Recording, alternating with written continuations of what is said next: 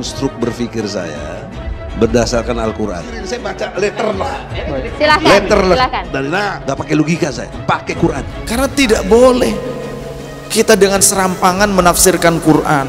Kata Rasulullah, man fassaral Quran bi ra'yihi falyatabawwa maq'adahu minan nar. Siapa yang menafsirkan Al-Quran dengan akal bulusnya sendiri, nafsu akalnya saja, tidak dengan kompetensi ilmu yang mumpuni, silakan pilih tempat duduknya di dalam neraka. Ayo. Jadi artinya nggak sembarangan kalau kita pengen menafsirkan ya harus hafal Quran dulu, harus tahu. Saya lebih enjoy menikmati tadabbur Quran. Dalam perspektif tadabbur Quran, saya sebut tadi surat Al-Qasas ayat 4 dan 39. Coba kontra logikanya. Di mana kekeliruan saya? Nggak boleh sembarangan. Terjemahan dianggap tafsir, kemudian menafsirkan sendiri. Nggak boleh. Nggak boleh mengajarkan Quran terjun bebas menurut saya. Memangnya agama menurut kamu enak aja. Baca aja kita masing-masing. Ali Imran 134. Tahan amarahmu dan maafkan kesalahan orang. Quran. Anda mau dengar siapa? Jangan lebih jago dari Tuhan loh. Bahaya sekali nafsirkan Quran tanpa ilmu, sampai ada ancaman man fassarul Quran bi ra'yihi falyatabawwa maq'adahu. Orang yang menafsirkan Quran dengan semaunya sendiri, maka sama juga pesan satu tiket di neraka. Konstruk berpikir saya berdasarkan Al-Quran. Saya baca letter lah. Silakan. Letter lah. Silakan. Dari nggak pakai logika, saya pakai Quran. Tidak berhak menafsiri Al-Quran kecuali orang yang memang berkecimpung di dunianya. Apalagi kadang-kadang mau nafsir Al-Quran sesuai dengan hawanya, dipelintirkan. Ini kan orang keblinger itu, di neraka jahanam tadi ya begitu itu. Kalau mayoritas negeri ini beragama Islam, harus tunduk dengan Al-Quran. Quran. Lah itu model-model manusia. Coba dalam CD dialog kita lihat, itu banyak, itu kan pelintiran-pelintiran ayat. Seenaknya sendiri bawa Al-Quran dibawa ke orang ini, boy. Siapa yang ngajari nafsiri kayak begitu tuh? Ya iblis yang di dalam diri kita itu yang ngajari kita tuh nafsiri seleh, hawa nafsu. Itu salah pak, keblinger bukan salah, keblinger muter. Konstruksinya itu harus benar. Cabang-cabang ilmu, disiplin ilmunya, sorofnya, ilmu nahwunya, bade, bayan, ma'ani, mantek. Kalau bentuknya sebuah prosa, arudnya dipelajari. Belum lagi nanti usul fikihnya, asbabul wurud hadis, mustolahatul hadis. Ini begitu rumitnya. Untuk memahami Al-Quran harus mempunyai 12 bekal, mulai 12 ilmu, mulai dari ilmu bahasanya, ilmu usulnya, sampai ilmu kemasyarakatan harus ada. Jadi tidak seenaknya orang menafsiri Al-Quran, bukan. Apalagi kadang-kadang mau nafsir Al-Quran sesuai dengan hawanya, dipelintirkan. Ini kan orang keblinger itu, di neraka jahanam tadi ya begitu itu. Sebab itu saya tradisikan kalau ngaji itu pakai kitab supaya sanadnya muttasil sampai Rasulullah SAW. Nggak boleh mengajarkan Quran terjun bebas menurut saya. Memangnya agama menurut kamu enak aja. Ayat ini udah 1443 tahun lalu, tapi masih aktual hingga hari ini. Nggak mungkin kalau bukan wahyu, gitu loh. Orang-orang itu suka membawa Quran, qala Rasulullah, ya kebetulan yang denger kebetulan tidak ngerti bahasa Arab, tidak pernah belajar tafsir, ya iya saja, masya Allah, Quran hadis, Quran hadis, Quran hadis. Tak taunya banyak pengkhianatannya. Naudzubillah, itu wal yatabawa maq'adahu minan nar. Ya betul, menyiapkan diri masuk neraka. Saya memahaminya dari surat Al-Baqarah ayat 216, amanu, hajaru, jahadu. Ini tiga kesatuan yang nggak bisa pisah. Oleh karena itu, konteks tadi amanu, hajaru, jahadu itu satu paket yang nggak bisa pisah. Itu kalau bicara fungsi agama. Nggak boleh agama kok menurut saya, agama yang menurut Allah dan Rasul. Nggak boleh menurut saya. Kalau menurut saya berarti agama macam-macam, karena setiap orang menurut masing-masing. Konstruk jihad itu ada dalam ajaran Islam. Jihad. Menciptakan kedamaian itu adalah bagian dari jihad. Ahli filsafat ngerti. Saya hormat teman-teman. Bagaimana kok muncul kata damai kalau belum perang? Kita mau pakai konstruk damai tapi nggak pernah perang, ya nggak mungkin. Mesti perang dulu. Itulah konstruk jihad. Abi sekarang tidak berjihad dengan pedang, tapi berjihad dengan ilmu. Pedagang bisa berjihad dengan dagangannya, guru bisa berjihad dengan mengajarkan ilmunya.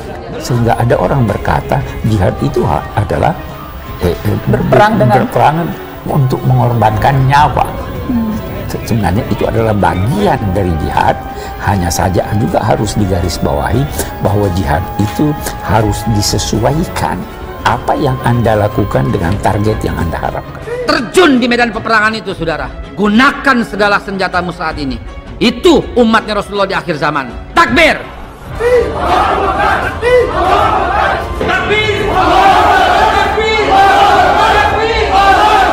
Hak wa zahaqal batil. Innal batila kana zahuqa. Kalau datang yang hak, maka batil itu hilang. Ini sunatullah. Tapi yang hak tak kunjung datang. Karena itu batil yang berkuasa. Yang hak takut, batil berani. Zaman Rasulullah itu nggak ada yang nggak terlibat dalam setiap peperangan. Dan hari ini saya katakan kita perang. Ini loh, ini hadis sahih bahwa ajaran Nabi untuk melihat kemungkaran itu tidak ada. Yang ajarannya itu disuruh revolusi pakai kudeta dendam. Apa tidak kita perang ya Rasulullah? Jawab Nabi apa? Jangan. Selagi pejabat-pejabat itu masih sholat. Jihad yang paling tinggi tingkatannya itu adalah jihad mengatakan pemimpin salah kalau dia salah. Dan itu kita pegang sebagai seorang dai. Jihad itu menggunakan daya demi kebaikan. Kalau menggunakan daya tapi dalam keburukan tidak dinamai jihad. Daya manusia itu ada daya fisik, ada daya fikir, ada daya kalbu, ada daya hidup.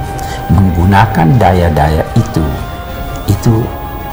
untuk kebaikan itu Indonesia itu dulu kedatangan Islam itu tidak pernah dipertentangkan antara Islam dan negara, sehingga diskusi itu sudah salah karena para wali itu tidak pernah mempertentangkan Islam dan keindonesiaan atau kebinekaan. Oleh karena itu konteks tadi amanu hajaru jahadu itu satu paket yang nggak bisa pisah. Itu kalau bicara fungsi agama. Setiap ulama bisa ada salahnya, tetapi kalau kesalahan yang fatal itu yang kita tidak mau. Karena itu ulama-ulama memberi rambu-rambu, jangan ini, jangan itu, jangan begini, karena kalau tidak kamu salah, kalau tidak jeli Anda salah. Lah itu model-model manusia. Coba dalam CD dialog kita lihat, itu banyak, itu kan pelintiran-pelintiran ayat. Seenaknya dibawa Al-Quran, dibawa ke orang ini, siapa yang ngajari nafsiri kayak begitu tuh? Ya iblis yang di dalam diri kita itu yang ngajari kita tuh nafsiri seleh, hawa nafsu. Itu salah Pak, keblinger bukan salto, keblinger muter. Konstruk berpikir saya berdasarkan Al-Quran. Saya baca letter lah. Silahkan. Letter lah. Silahkan. Dari nggak pakai logika saya, pakai Quran. Ayat ini udah 1443 tahun lalu, tapi masih aktual hingga hari ini. Nggak mungkin kalau bukan wahyu, gitu loh. Orang-orang itu suka membawa Quran, qala Rasulullah, ya kebetulan yang denger kebetulan nggak ngerti bahasa Arab, nggak pernah belajar tafsir, ya iya saja, masya Allah, Quran hadis, Quran hadis, Quran hadis. Tak taunya banyak pengkhianatannya. Naudzubillah, itu wal yatabawa maq'adahu minan nar. Ya betul, menyiapkan diri masuk neraka. Sebab itu saya tradisikan kalau ngaji itu pakai kitab supaya sanadnya muttasil sampai Rasulullah SAW. Nggak boleh mengajarkan Quran terjun bebas menurut saya. Memangnya agama menurut kamu enak aja? Karena kau yang bikin nggak santai. Ya sudah, kalau santai lu jangan ngomong, diam. Juga dengan Habib Bahar, saya kenal semuanya itu. Ini hukum positif. Dasar negara kita ini Tuhan, pasal 29 ayat 1 UUD 45. Saya justru lebih Tuhan yang dimaksud adalah Allah. Allah itu punya hukum, namanya hukum Islam. Cara-cara kalian menyudutkan umat Islam justru akan membangkitkan kemarahan umat Islam. Dan Anda tidak akan pernah tahu rasanya bagaimana kalau umat Islam sudah marah. Rame-rame turun, kita demo, kepung istana presiden supaya tidak kurang ajar. Tapi saya ingin terutama menghimbau kepada kiai-kiai muda ini jangan sampai tidak berusaha meniru Kanjeng Rasul dalam kasih sayangnya kepada umat. Kalau saja ulama-ulama yang tergabung dalam 212 mengeluarkan fatwa jihad, habis kalian. Takbir! Sudah saatnya umat akan melakukan jihad. Takbir! Lah itu model-model manusia. Coba dalam CD dialog kita lihat, itu banyak, itu kan pelintiran-pelintiran ayat. Seenaknya dibawa Al-Quran, dibawa ke orang ini, siapa yang ngajari nafsiri kayak begitu tuh? Ya iblis yang di dalam diri kita itu yang ngajari kita tuh nafsiri seleh, hawa nafsu. Itu salah Pak, keblinger bukan salto, keblinger muter.